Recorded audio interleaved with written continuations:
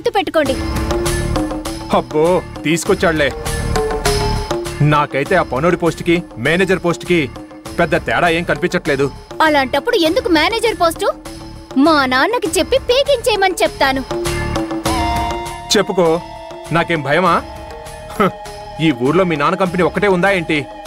నాకు ఉద్యోగం ఎక్కడైనా దొరుకుతుంది. అవునవును, ఉద్యోగం దొరకాలంటే మీ సర్టిఫికెట్స్ లో మార్కులు కూడా ఉండాలి.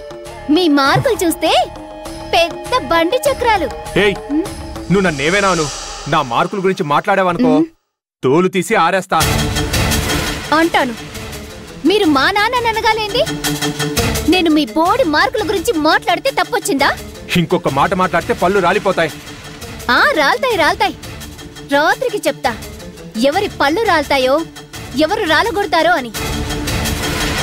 అది కాదే బంగారం, నేను చెప్పేది ఏంటంటే నేనే విషయం గురించి మొదలు పెట్టాను, మీరే విషయం గురించి గొడవ పడుతున్నారా?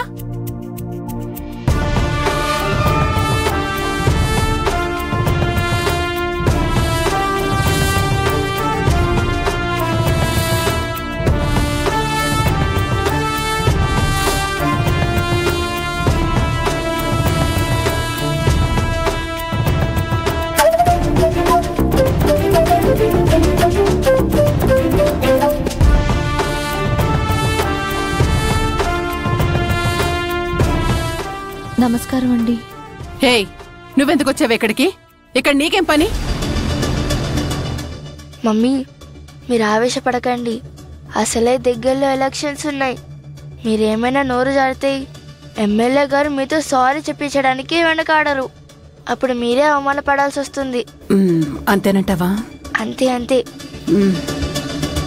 సరే, ఎందుకు వచ్చావో విషయం చెప్పు. నా వల్ల ఏ అమ్మాయి అయితే